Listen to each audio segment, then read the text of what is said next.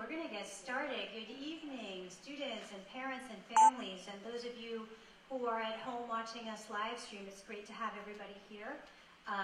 Thank you for coming to our college financial aid presentation, and we're thrilled to have you here tonight because this is a very important topic, and I know you're all very anxious to understand the different complexities with applying for financial aid.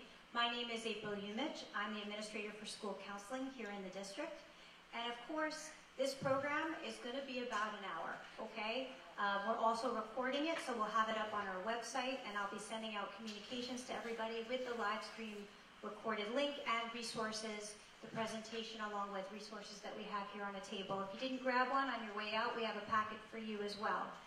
Before we begin, I would like to take the opportunity to thank Superintendent Tona, the Board of Education, and Principal Pat Keevens for giving us the opportunity to meet here tonight so we can support our students and families. Additionally, I would like to thank our high school counseling department for their hard work and support on behalf of all of our students. When you're choosing to pursue higher education, it is a significant decision and it comes with many responsibilities. And we know that navigating that financial aspects of college can be absolutely daunting, and that's why we're here tonight. Mr. Dan Robinson is going to break it down for us with some valuable information on how you can support to fund the education. And over the next hour, we're going to explore the various avenues of financial aid, scholarships, grants, loans, and the FAFSA free application for student aid. And our goal is to demystify the process. Mr. Robinson is not new to Mahopac. He's come here before over many years to share his knowledge and expertise, and so we are very grateful for him coming tonight. Everyone's family situation is unique, and our hope is that you leave here tonight with a clearer understanding of the opportunities that are available to you. So tonight, we are honored to have an absolute expert in the field of college financial aid, Mr. Dan Robinson, for our guest speaker for this evening. He is a financial aid professional with over 36 years of experience in the field of student aid. He is currently the campus director of financial aid at Pace University's Pleasantville campus, where he has been for the last 20+ years. Prior to Pace, Mr. Robinson worked at Adelphi University and Iona College. After Mr. Robinson concludes his presentation, we will open the forum for questions from people in our audience here, and we might have a little time to meet Mr. Robinson at the end. We'll see how we go. But at this time, without further ado, I'm going to turn it over to Mr. Robinson.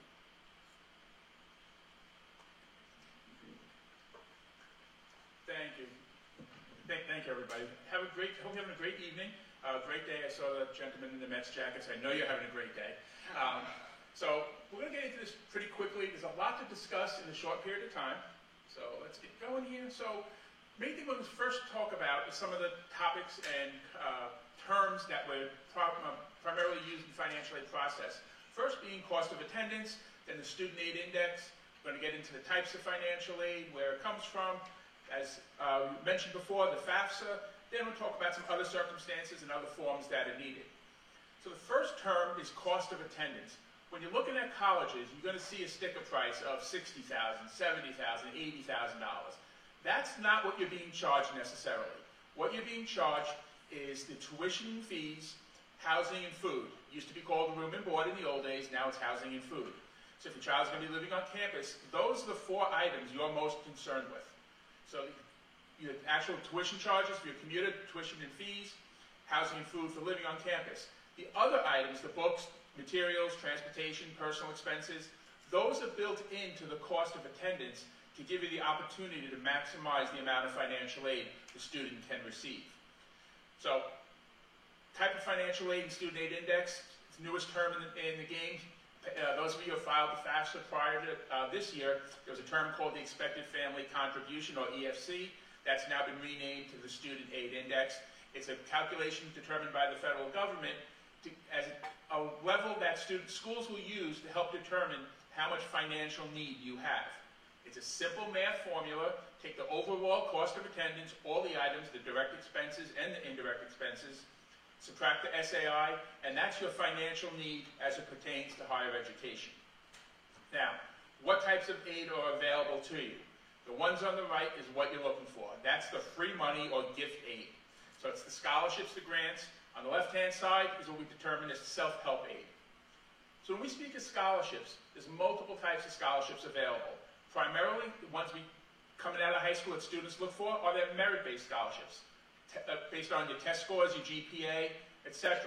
There are also talent-based scholarships, whether it's artistic talent, athletic talent, musical talent, whatever it might be. Some colleges may offer additional scholarships based on that.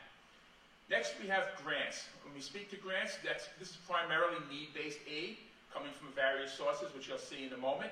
So after the scholarships are awarded, is there anything additional the student may be able to receive in free money before you get to the self-help side of things? Work, study, employment. This is considered financial aid at some point in time if your child has demonstrated financial need and they are awarded something called federal work study. If they're part of this program, they get an on-campus job, some off-campus jobs as well, help with reading, literacy, etc. But these jobs, when they get paid, part of the money they're being paid is coming from government funds that are provided to the school to help the students, finance the students working. So that's why it's considered financial aid. And then the infamous student loans, which I will get into in a moment. So, where's all this money coming from? These are the 5 main sources of financial aid, with the federal government being the largest one. That's where the FAFSA comes into play, the form we're going to talk about in a few moments. Students who fill that form out are considered for some need-based grants, as well as loans and federal work study. It is a form that needs to be completed every year, so those of the parents in the room who might have done it before, you have children in college, you know you have to do it every year. And each of the pieces of aid have their own eligibility requirements. So what is the aid from the federal government? As you can see, there's multiple sources of aid, the first being the federal Pell Grant. This is determined based on the information on the FAFSA. The government will use that calculation and say, yes, you're eligible for a Pell Grant. There's no magic income number involved. The government looks at your taxes, they look at your income from 2023, for those students who are parents or seniors, 2023, they look at your adjusted gross income, what you paid in taxes, if you took any withdrawals from retirement accounts, and use those figures as well as assets, which I'll get to in a moment, and to see, are you eligible for the federal Pell Grant? Now, those students who are eligible for the federal Pell Grant may qualify for the Federal Supplemental Educational Opportunity Grant. It's a mouthful, commonly known as SEOG. This is a pot of money the school receives to award to their neediest Pell Grant recipients. So if you're not getting Pell, there's no way you can get SEOG. Each school determines the qualifications for this award. Usually it involves making sure you file your FAFSA on time, you're admitted by deadlines, etc., and how much other aid you have as well. Now, the one that's really tricky, the federal piece of aid, is the TEACH grant, Teach Education Assistance for College and Higher Education. These are for students who are going to be education majors and the future teachers. This is considered a grant while they're in school. It's up to $4,000 each year.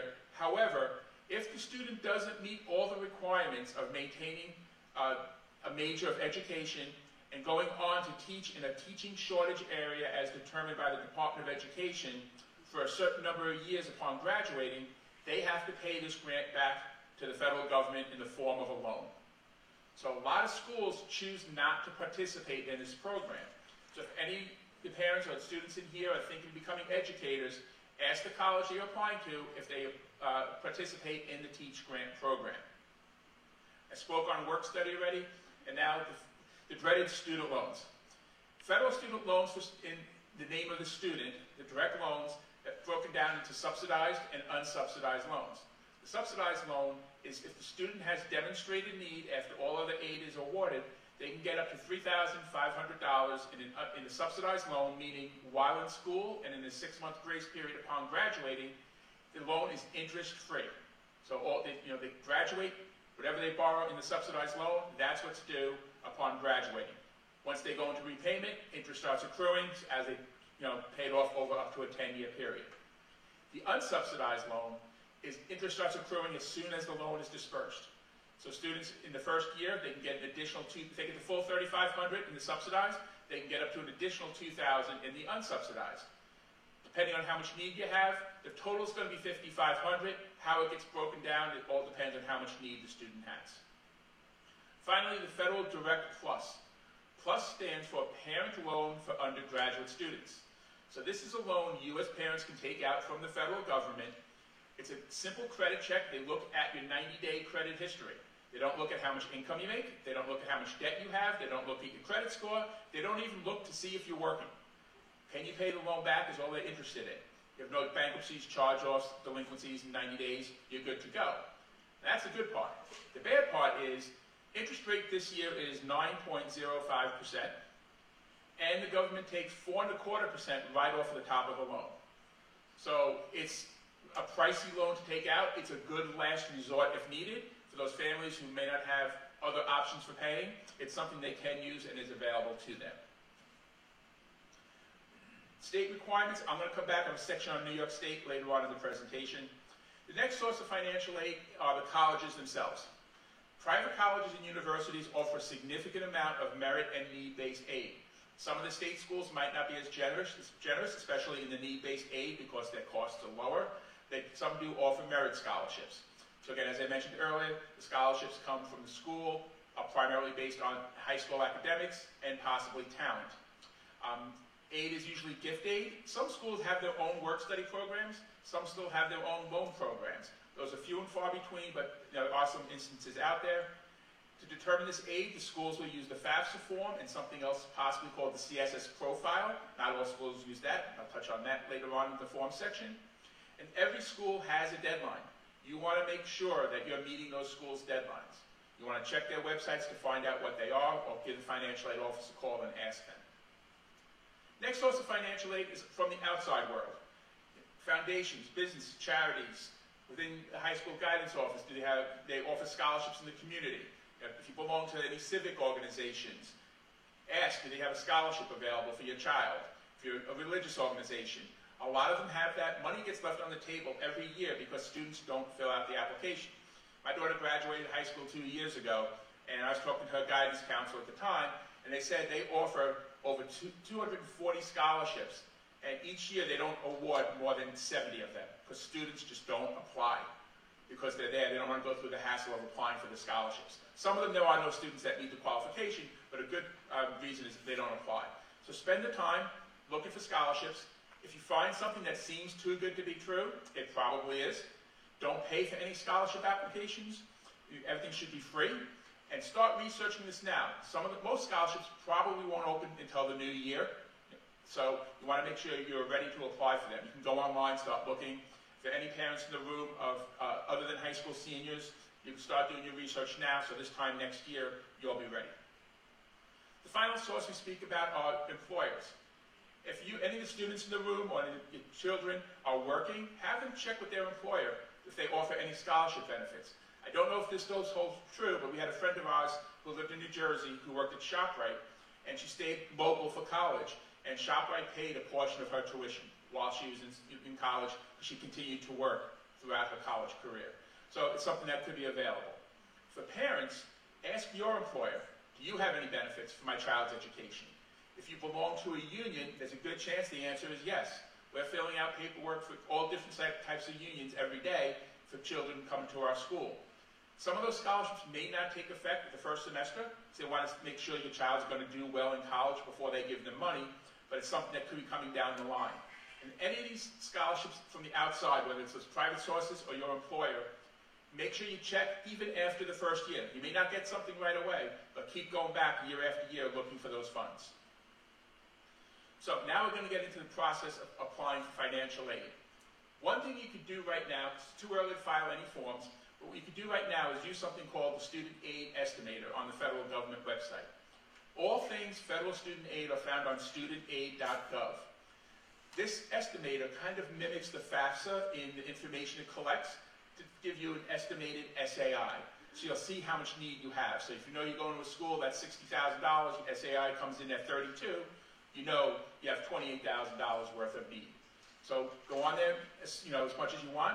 You change numbers around a little bit, and you'll see what the difference cost would be, etc.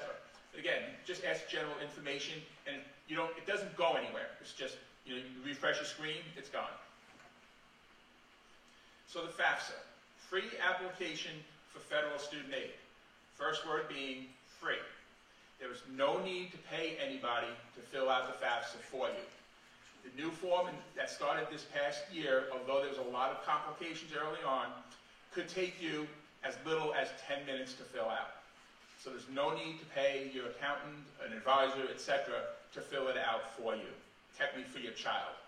It collects demographic and financial information from the student and the contributing parents. Information is used to calculate that SAI, and it's currently available online in both English and Spanish. So, normally I would be telling you, you could file the FAFSA tomorrow. But because of all the delays last year and all the complications, most that have been worked out. On our end, there's still some complications on the financial aid side of things, but for filing purposes, most of them have been worked out. But just to be assured that they're all fixed, the government's delaying the full launch of the FAFSA until December 1st. Starting tomorrow, there's a select group of organizations that will work with the Department of Education to have students file FAFSAs to help work out any of the problems they're having.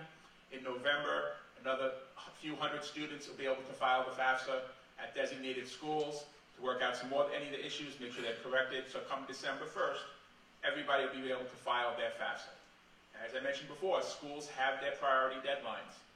If the priority deadline listed on their website is earlier than December 1st, you know that's not correct because the FAFSA is not going to be available. That's when you really need to call the school to find out what that actual deadline is. What you can do now, and some of you may already have this, is get your FSA ID. This is your studentaid.gov ID. All students need their own, and each parent needs their own. Now, any parent in the room who's filled out the FAFSA before, you have an FSA ID, and it's good for all of your children. However, again, each student needs their own ID. It collects your name, your date of birth, your social security number, your address, all of that. You set up your challenge questions. If they have a valid email and valid cell phone number, because they do use multiple authentication, every time you log in, you will get that text with a code to log in. So you can do this right now. It's good for up to 20 years, and I highly recommend you definitely get this done before you file the FAFSA. You don't want to be doing it at the same time. That's one thing that will delay the process.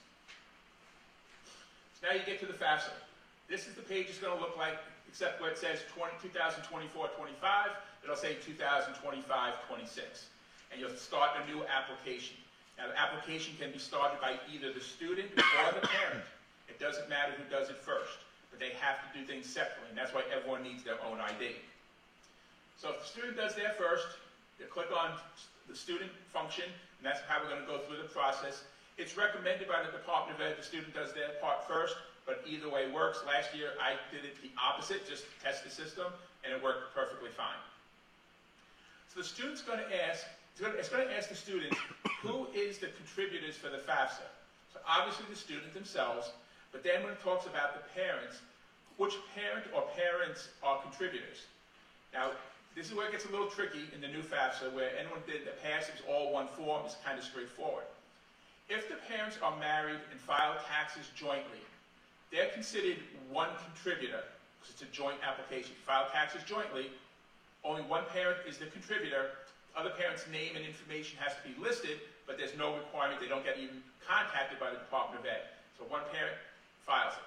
If your parents are married, filing separately, both parents need to be contributors to the FAFSA. So 3 people will be filling out the form. That's why each parent needs their own FSA ID.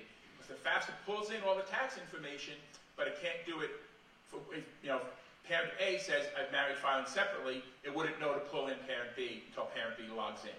So the student has to list who are the contributors for the FAFSA. Now, the government pulls in this information from the IRS using the direct data exchange.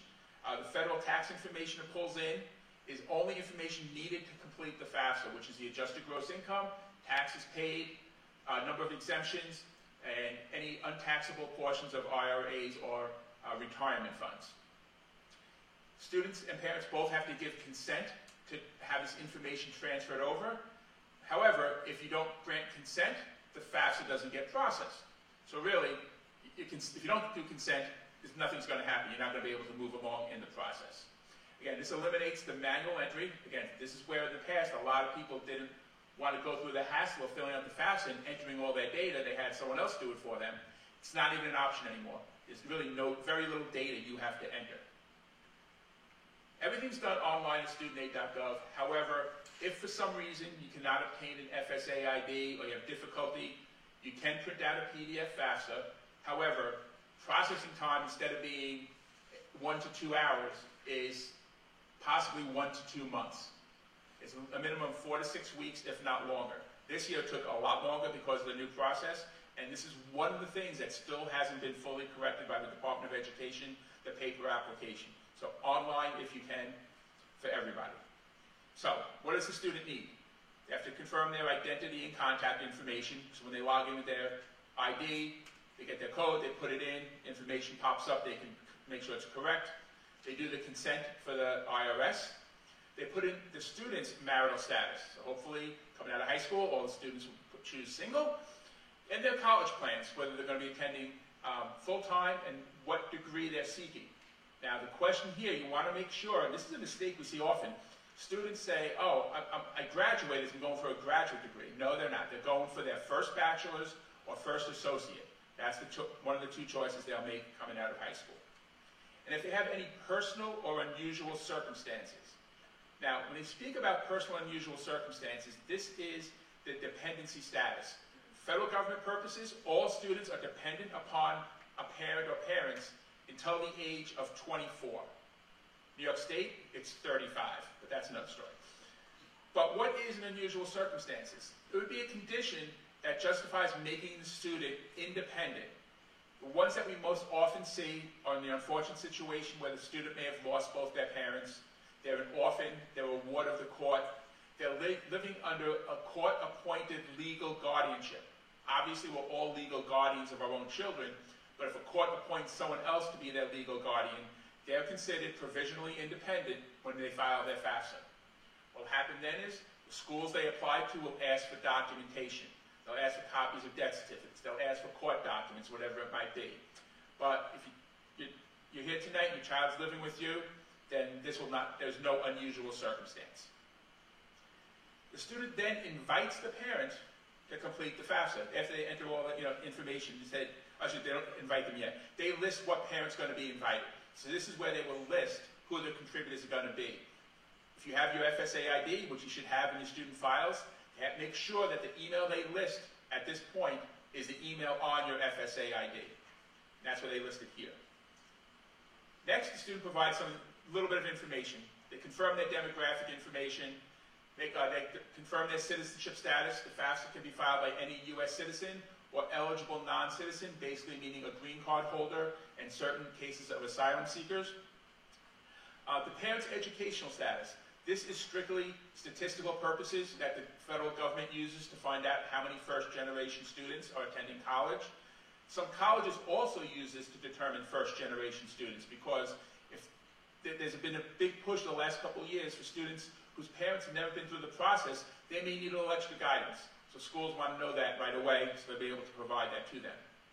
If it's the unfortunate situation where a parent was killed in the line of duty, even in the military, police, fire, the federal government usually will offer the student a full Pell Grant regardless of income. So hopefully it's not the situation, but for those unfortunate situations, the federal government does kick in a little bit extra. And then the high school information.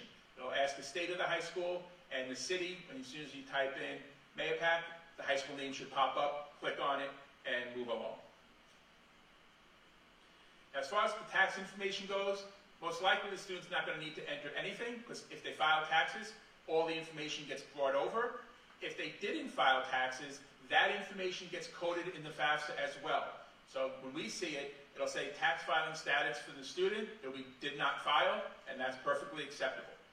The only thing they will have to enter is their asset information. And I'm going to talk about the assets when I talk about the parent section in a moment. Then the student gets to select what colleges they want the FAFSA to go to. They can list up to 20 different schools. Now, I'm hoping by the delay in the FAFSA by December 1st, if anyone's applying to more than 20 schools, a few have dropped off the list to get down under 20. But if not, when you're filing your FAFSA, if it's at 20 or more schools, once you list all 20 and submit the FAFSA, you want to make sure those 20 schools get a copy of the FAFSA, and then the student has to go back in, take some of those schools off, and put new schools on to make sure they all receive the FAFSA. It becomes a bit of a juggling act. Thankfully, this was raised from 10 colleges to 20 colleges last year, so there's less juggling involved. The student then gets the opportunity to review all the information they put in, type in their name as their electronic signature, and at that point, you get an invitation to file the FAFSA as the parent.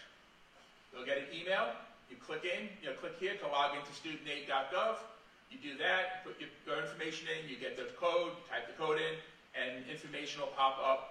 I believe it'll ask for the information from the student they want to make sure it's linking to, so you put in their email address, and everything will link accordingly.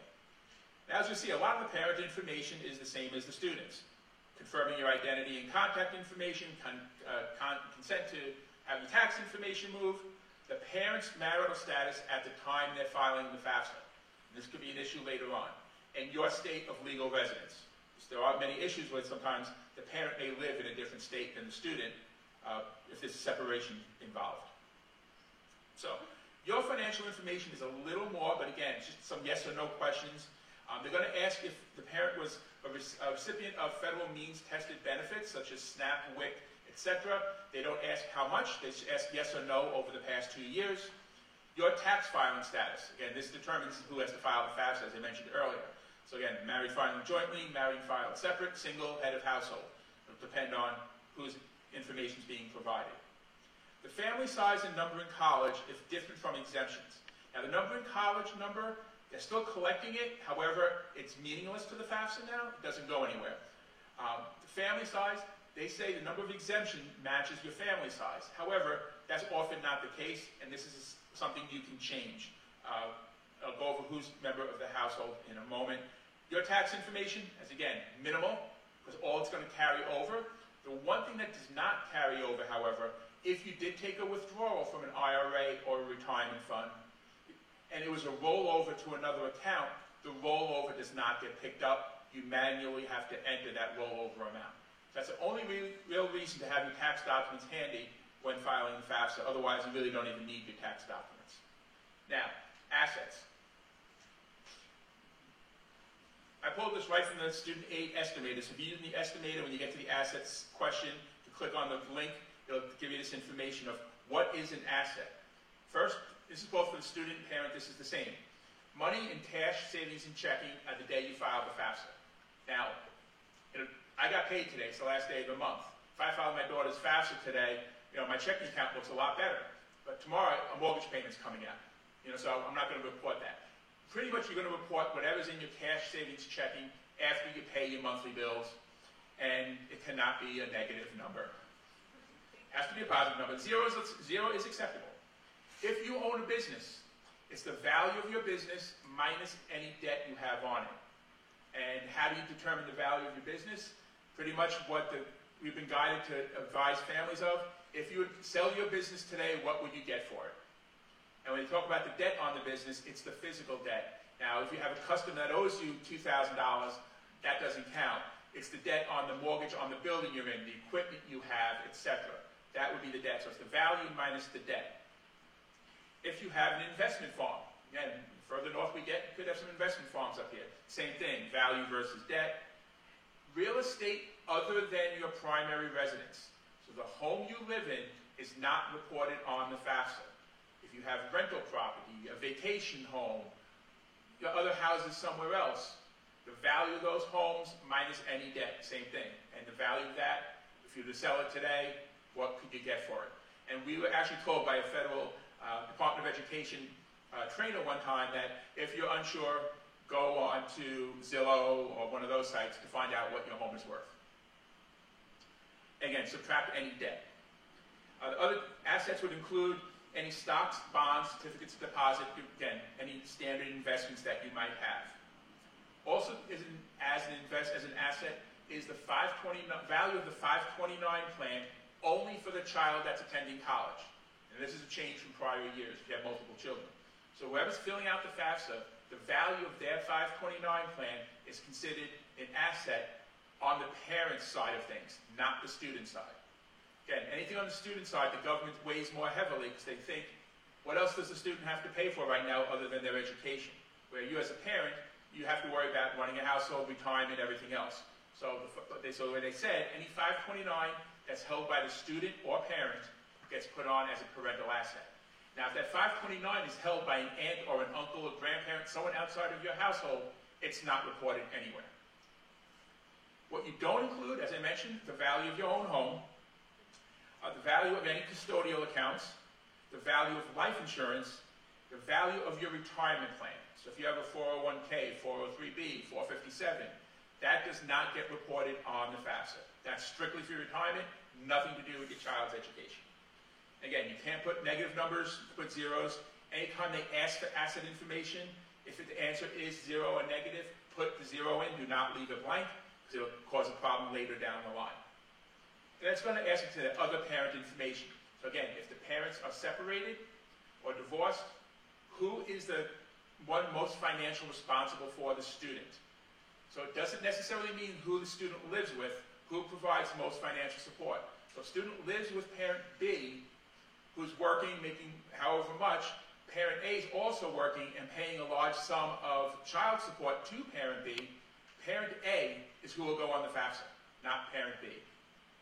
Now, whichever parent the student is using as a contributor, if they are remarried, their spouse's information is also needed on the FAFSA. So if that parents are remarried and they file taxes jointly, simple, that parent fills out the FAFSA as the contributor. If the parents are remarried and they file separately, the parent, and for lack of a better word, step-parent, has to complete the FAFSA as well. So usually the FAFSA is completed by at least 2 people, and it could be a third one depending on the parental situation.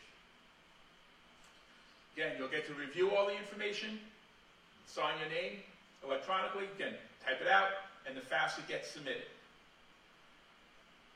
So, other considerations. Consent to transfer. Wait, that's one back here. There we go. Family size. As I mentioned, this is one figure you can change in the FAFSA. It's going to pull in the number of exemptions on your tax return. However, there could be someone living in your house that you don't claim on your taxes. You have an older child that you're still claiming on, that you're still living at home. So after college, they move back in and haven't left yet. You have a parent. As a parent, your parent lives there, your sibling lives there, a niece, a nephew, whoever it might be. If you provide at least 50% of support for that person, you can change that number. It gives you, there will be a pop-up saying, what is the number in your household if different from your exemptions? And you would change that figure. Again, so you can see it's the parent, the student, obviously, any other dependents, but they're usually on your tax returns, and anyone else that lives with you that you provide at least 50% support. You'll get a submission summary, which you're able to print, save. A lot of days you save it as a PDF, put it in a file. That goes over everything. It'll give you something called a data release number, a DRN number, which you really shouldn't need. But however, if you're that student that has 22 or 23 schools on your list, and you want to get them to FAFSA before you add them, you can give them your DRN number, and they'll be able to pull that information in. They won't be able to run a full financial aid package, but they can give you a good estimate based on that DRN number. Now, if you need to make any corrections, you go back into studentaid.gov, and instead of selecting start a new form, it gives you the option to edit what's there already. If you did the paper application, you'll have to print out the correction form and mail that in. You're waiting another 1 or 2 months. By then, your child's pretty much a senior in college. So, FAFSA is pretty cut and dry. You pull your tax information, ask your asset information. It doesn't explain what's going on in your life right now. There are different special circumstances that we go through. And special circumstances are different from unusual circumstances. Unusual circumstances, just spoke about earlier, are strictly for the student's dependency status. Special circumstances is more about parents' status going on right now. So all schools must accept letters of request to have a special circumstance review, but they don't have to do anything. They could say, thank you for submitting the letter, we cannot pursue this any further. And another school can say, yes, we're going to pursue this further. In both schools, that's within their rights. The only thing the Department of Education makes schools do is say, yes, we'll accept your letter. They don't make us follow through on the letter if necessary. So, the main special circumstances that we see. Now, some of these are, every school is going to honor them. Obviously, if there's a death of a parent, schools are going to work with you to back out some of the finance information from the FAFSA and hopefully make things better for you. loss of employment or reduction of employment, really loss of employment or income, schools will ask for proof of income, the loss of income. They may ask for 2024 tax documents when you file them next year. They may ask for your current pay stub to see what you're earning now. Different schools do different things for loss of income. Some schools will also look for complete loss of job. Some schools will also make adjustments for loss of income, depending on how significant it is. Now, if you had a job paying $100,000 a year, you lost it and now making a new job making $90,000, schools aren't going to entertain that. You know, you're making $100,000, now you're working part-time, making $15,000, schools are more likely to look at something like that. If you have any out-of-pocket expenses for medical or dependent care, where insurance isn't covering that, again, documentation is going to be needed, especially for the medical documents. Most schools use the standard 11% higher over your adjusted gross income. Anything over 11% of that you paid out of pocket, schools will make adjustments for. But again, you need documentation. Meaning you have proof of payment. Not just that you got an explanation of benefits and said, we're only covering 50%. Then again, insurance may come back later and pay a little bit more. We got to see what's actually paid. So it involves a lot of documentation, a lot of back and forth. If you have someone in your household that you're providing need extra care for, a child in a special school, a parent in an assisted living facility that you're paying for, schools can take that into consideration. If you have another child not in public schools, some schools will say, yes, you're paying to send your child to a private elementary school or high school, we'll take a look at that. On that one, that's the one that's really 50-50. Some schools says, yes, we'll look at it. Some schools say, no, we're not going to look at it. That's your choice. Additional family members in college, some schools are looking at that, but it's not as much because this is a change to the FAFSA where it used to not be an issue. But government said we really shouldn't be looking at it unless it's something drastic. If you have quadruplets going to college, then yeah, schools may look at it. But if you have two in college, most schools will say, unfortunately, it's part of the formula. And finally, divorce and/or separation. Divorce is pretty clean because you have a legal document proving you're divorced, so schools will make the adjustments based on that. But if there's a separation involved, schools are going to need a lot of documentation to prove that since you filed your taxes jointly and you're now claiming separated, that you're truly separated. Unfortunately, over the past few years, there's been a lot of families trying to beat the system by saying they're separated, getting divorced, to try getting more financial aid. Documentation that's needed for most schools will be proof of separate residence, meaning your paycheck's going to two separate residents. Your latest tax return for 2024 is being filed separately. You have separate utility bills. Parent A moving back in with mom, and that really doesn't count. When we hear most often, we're separated, but we're still living in the same house. Well, guess what? You're not separated for the FAFSA. So both your information is still needed. But if you're in that situation, just be prepared for a lot of back and forth and a lot of documentation needed from the school. It could get frustrating, you could get angry about it, but unfortunately, we have auditors and we have to report back to the Department of Education on all of these changes that we make. So that's the FAFSA in a nutshell. Now, I skipped over New York State aid before.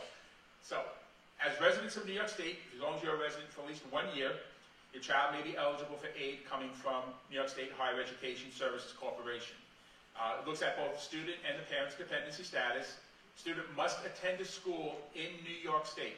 It could be private, could be public, doesn't make a difference. And each of their programs has different eligibility requirements. Now, the program that's been around forever, again, when I went to college way back in the day, I received a TAP award, Tuition Assistance Plan. It's a tuition assistance program. Requirements of the student must file a FAFSA.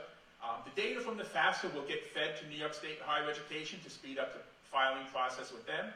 It's for undergraduate students only. It is need-based. There is a magic formula. If the the household income is less than $125,000 in New York State net taxable income, the student will qualify for a TAP award. The minimum award this year was $1,000. Maximum is the $5,665. And it's a sliding scale. The lower the income, the higher the award. Also taken into account is if it's a private school versus a state or CUNY school, the amount could be higher at a private school because the cost is more. But again, if a child looking to go part-time, they may also qualify for this TAP award. Next three programs from New York State are all similar. First two are very similar. The third one has some same components. The Excelsior Scholarship and Enhanced Tuition Award. The requirements to qualify on the front end, again, $125,000 in income or less. Students can qualify for these awards. Now, the Excelsior Scholarship is strictly for State University of New York schools, City University of New York schools. If you meet the income requirement, students can get full tuition at those schools covered by New York State. Just tuition, not fees, not housing, not food, just the tuition charge. Once the student receives the award, they must maintain, and this is for both Enhanced and Excelsior, they must maintain, they must complete a minimum of 30 credits per academic year. So roughly 5 classes per semester. A lot of students start out in their first semester, they don't want a full course load, they only take 12 or 13 credits. That means their second semester, they got to load up to get to that 30 in order to qualify for the award in the following year. On the back end, students must live and work in New York State for the same number of years they received Excelsior or Enhanced Tuition Award. Okay, which is reasonable, but say, okay, I could live in New York, but we're not all that far from the Connecticut border. You got a great job in, say, Danbury or Stamford. If that's the case, they're paying this back to New York State in the form of an interest-free loan. So that's the one nice thing, it is interest-free. So back end of it, it could come back to, having to pay it back, but again, you have no upfront cost, which is a benefit. Now, the Enhanced Tuition Award is different. This is for private colleges and universities in New York State that choose to participate in the program, kind of like that Teach Award. It covers up to $6,000 in state aid. Now, if your child's getting a $5,000 TAP award, it's only an additional $1,000. It's not an additional $6,000. And for this purpose, a lot of schools have decided not to participate in this program. The administrative cost to run it isn't worth the amount of aid the student gets from New York State. Most of those schools will say, you know what, in our grant program, we can make up that $300 to $500 to $1,000, as opposed to having 2 staff members run the program and cost us however much, hundreds of thousands of dollars to do it. So ask the schools, if your child's applying to a private college in New York State, if they participate in ETA and you meet the income requirement, these forms become available in the new year, right? Usually mid to late January. The final award from New York State that I'm going to mention is the New York STEM Award. This has the same requirement of living and working in New York State and the academic requirements. The big difference here is this is strictly academic. There's no finance involved. You could maybe make $10 million a year. If a child goes to a SUNY or CUNY school, it's going to major in STEM, and in the top 10% of their class, they're going to get free tuition. Again, have to live and work in New York State 4 years upon graduating, otherwise it becomes a loan. But this one is strictly an academic-based award. Now, I mentioned the CSS profile. One disclaimer I have here is the 3 colleges I've worked at over the past 30 years. I've never worked at one that required the profile. However, doing this for that long, I've learned a bit about it. This is an additional application that some of the more highly selective schools will use to determine their grants and sometimes even their scholarships. It collects more financial information from the FAFSA. Yes, all your tax information is there, but it will ask the value of your home. It will ask the value, in some cases, the value of your automobiles. If you're separated or divorced, it may ask for the income of both parents, and if both parents are remarried, all 4 parents. It'll ask more detailed information. It does take into account debt and everything else, so it's a more complete picture than the FAFSA, but again, it has more detail involved and more work involved. This form is opening up tomorrow on October 1st on the College Board website. So the students in the room most likely have a College Board account for your SATs, PSATs, whatever it might be, scholarship searches. College Board is a good scholarship search opportunity. Parents need their own sign-on as well for this profile. And the kicker here is it costs $25 to file the initial application. Now, if your child's applying to more than one school that requires the profile, it's an additional $10 per school. So it could add up if they're looking at a lot of highly selective schools. Some schools accept the profile, but don't require it. If that's the case, call that school and find out, should I spend the money to file? If I don't, what is my child missing out on? Or are they just going to use it for some fund you know your child's not going to qualify for? So again, use that determination.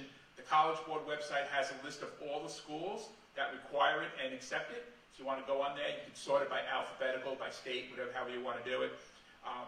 And they do have a lot of information on there about it, but again, if you don't need it, don't file it, save yourself a few bucks. College applications themselves are costly enough. So that's everything in just about 45 minutes. So plenty of time for some questions and answers. And to say, I'm not running out the door at the very end. So if you have a question you want to ask it again, it's going to be on the video. So I will repeat the question of anyone that has one. Yes? You said something about 529s if an aunt or an uncle or a grandparent opened it. What if grandparents are deceased? Does that go on? Questions regarding 529s held outside of the household and the holder of it is now deceased. Has that 529 been moved to another holder? Is there anyone else under the name? If it's not, most likely it should be moved probably to either the student or someone else as the primary person for holding it, which I'd imagine would be the student at this point. So then it would be reported as your asset at this time. Yes. Okay, so obviously my situation as a parent, I am sole custody, separated for 10 years. He lives in Tennessee, I live in New York. He doesn't work, I work. I would still have to write a letter, you're saying, to explain. I mean, I'm obviously going to file for divorce, but I just had this. Right, so the question regarding separation, how did you file your taxes? Is it married or is it filing separately or head of household? Do you know? Then you're okay. There's nothing else that's needed. If you file, as long as you're consistent on the FAFSA that the filing status of the parent, if the parent is separated, divorced, because they kind of bring the two together, and the tax filing status matches that, you're fine. Only your you're the only contributor other than your child. The only time that multiple contributors come into play is if you file taxes jointly and then separate, then that's where the confusion lies. But if you separate it and file either single or head of household, you're okay. Other questions? Yes? Hi. I've heard other parents say that they don't qualify for financial aid. That makes me feel like there's a magic number out there somewhere that I don't know. Do you know what that number is? For the FAFSA, there really is no magic number, especially now because they changed the formula so much in the last year, where they take into account your income, your assets, the number in your household, and other information they collect to come up with that number. And I can honestly say in the past, there was some rhyme or reason to it. This year, I said I've been doing this a long time. In some cases, I'm like, okay, this family's going to qualify for a Pell Grant, and they don't. And I think from what I see, they should, and vice versa, where there's no way this family's qualifying for a Pell Grant, but now they are for $500 or $600. So it makes less sense this year than it has in the past. More people are qualifying for the Pell Grant, even with higher incomes. So I always tell families, if you're unsure, again, it's a free application. If you have your student aid ID ready to go, student and parent can honestly complete this application in less than a half an hour. It's that simple. As long as you got everything in a row when you sit down to file it. Filing the CSS profile and the New York State application, they are more time consuming. As I said, so give yourself a good hour to do everything. But the financial aid, the FAFSA part, should take very little time. And anyone who may be interested in taking out one of the federal student loans are required to take out to file the FAFSA. If your child is receiving, some schools, one of the schools I worked at years ago, this is over 20 years ago, that any student who received any funds from the school, whether it was an academic scholarship or anything else, were required to file the FAFSA. So I always tell families, especially first time around, file it. If you're not going to get anything, ask the school in subsequent years, do I need to file it going forward? But the first year, always file it. It'll take a few minutes of your time, even if it takes the full hour. Again, it's not that bad and it's free. Again, all the information is carried over, so it shouldn't take too much time. And again, even the student loan part, I've had many students come to me in the second semester, they want to study abroad, they have no money, they want to take a loan out now. Well, you haven't filed your FAFSA yet, now you have to rush to file your FAFSA to get the eligibility to take that loan out so you can study abroad. So just things like that, so you have it ready. And if all your child is awarded is federal loans, you decline them and you go on your way. no one's required to take a loan out. Yes. If your child has a savings account, has to move that money out. Before December 1st, any money that the student has reported on the FAFSA, the government says at least a third of that should be going towards their education. So that SAI figure will increase automatically. We know that. That's one thing we do know. Depending on the situation, again, if your child filed taxes and earns significant interest on it and reports no asset, it could set up a red flag.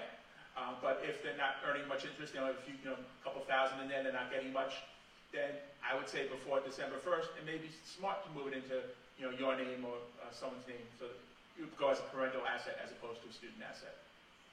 As long as there's no other penalties, again, I'm not a financial planner, as long as it's not going to cause any financial penalties, with your bank, or the IRS for that matter. Over here, then I'll come back. Just a question, you said before, if it's a custodial savings account when you're on it, do you all report that? Anything custodial goes under the parent side, and qualify.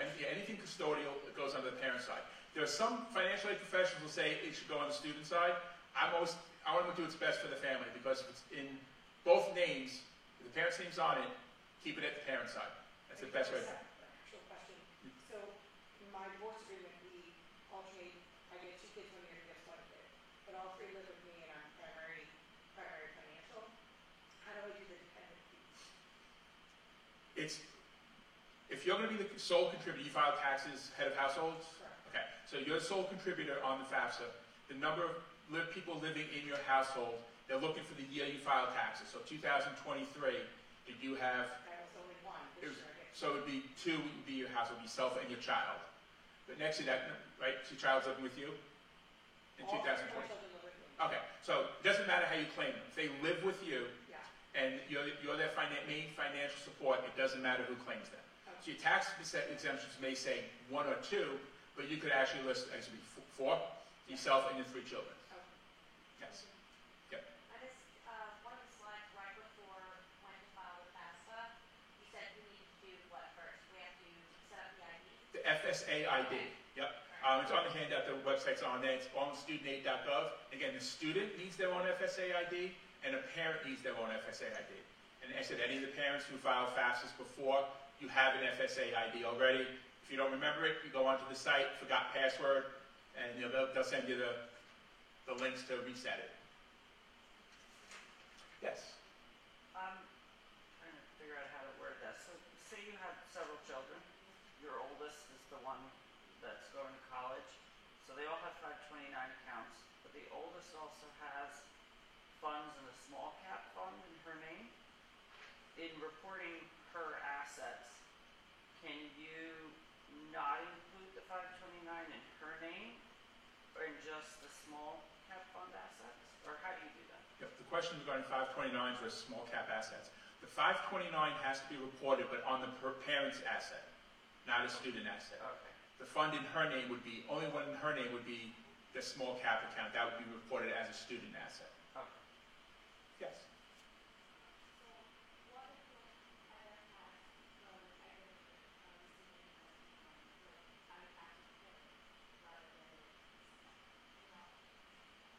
About recording taxes?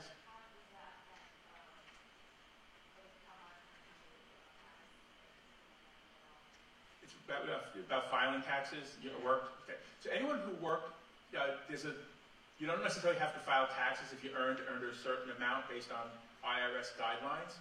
So when the question comes on the FAFSA, did you file taxes? It's going to, well, actually I shouldn't say it, it's going to pull over from the IRS the amount of money you earned, but indicate that you didn't file taxes, and that's fine as long as you didn't exceed the amount that's required to file taxes. And most students who work in high school don't have to file taxes. So your information gets pulled over from the IRS. You don't have to report anything else unless you have assets. Then that's what you have to report. But anything you earn, that information already comes over directly when that direct data exchange kicks in. Yes, sir. And you said it was on the 2023 tax filing. Yes, for the students who are seniors this year, it's the 2023 taxes, all the information that's being used this year. Yes.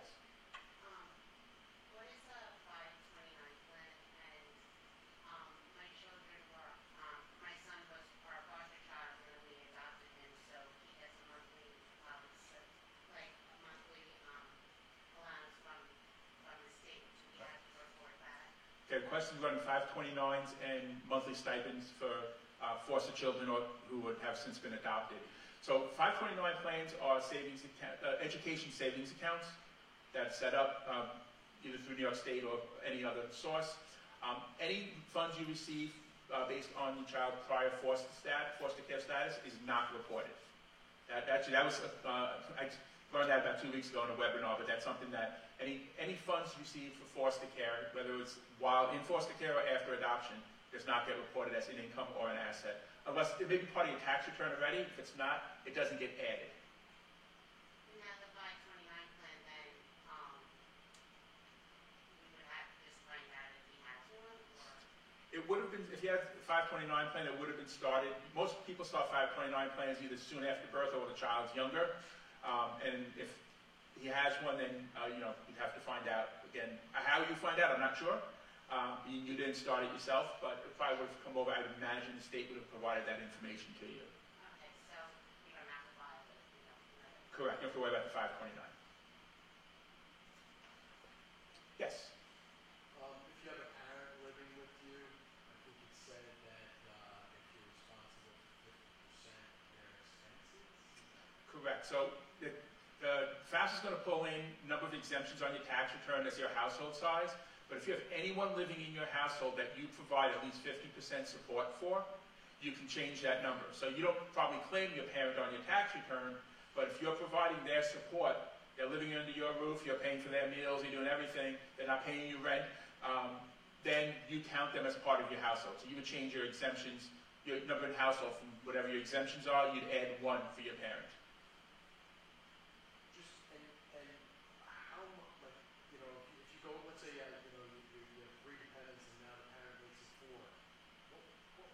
What difference is that? That's actually the biggest difference, because they look at any assets and income you report.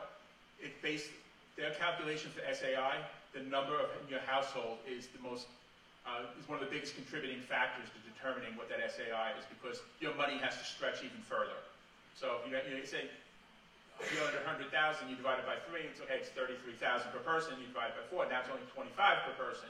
So it protects more of your income the more people you have in your household. Because more of that money you're earning is going to support people as opposed to paying for education. Now, the government does select a certain number of applications for a process called verification. It's few and far between. Some schools can also select if they see something that looks out of whack, where we see that your adjusted gross income is $40,000 a year, but you have 10 people in your household. The government's going to say something doesn't look right. So documentation would need to be provided to the school, copies of tax returns, whatever it might be. Each school has different requirements, but very few of those are happening nowadays. It used to be a third of them. Now it's very minimal because the direct data exchange, the information coming across is accurate. But only if it's really a big red flag will it get selected. Thankful for us. All right, if there are no further questions, I'm not running out the door, but the recording's going to end. I'd like to thank you all for coming tonight. Everyone at home, thank you for attending, and I look forward to being back next year.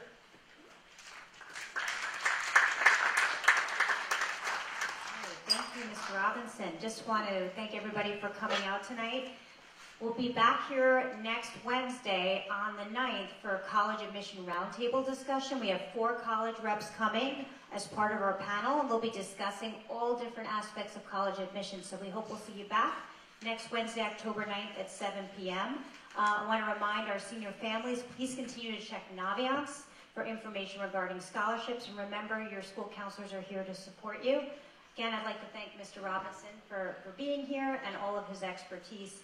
And again, we have some handouts on the table that you can grab. This presentation will be, has been recorded, and we'll be getting out those links to you once they're ready, along with digital copies of the presentation, as well as the references. Okay. Have a great night. Thank you so much, and get home safe.